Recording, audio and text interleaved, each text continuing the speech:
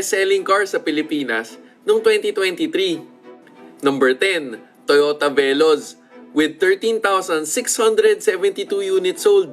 Nilala ito na mukha daw pang karo pero pasok sa top 10 list. Number 9, Toyota Fortuner with 13,971 units sold. Tagtaging its way to number 9 pero buhay pa rin kahit nalulubak.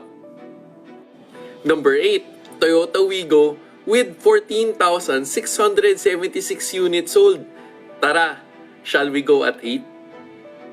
Number 7, Toyota Hiace with 15,017 units sold. Buhat ang buong barangay. Number 6, Toyota Innova with 16,728 units sold. Number 1 photo bomber ng Pilipinas at number 6. Number 5, Toyota Raze with 17,504 units sold. My favorite car. Ito ang naglagay sa akin sa mapa bilang isang car reviewer.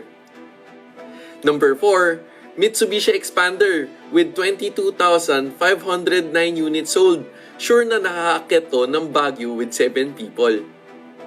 Number 3, Mitsubishi Mirage with 23,400 units sold. What's up mga kamirmir?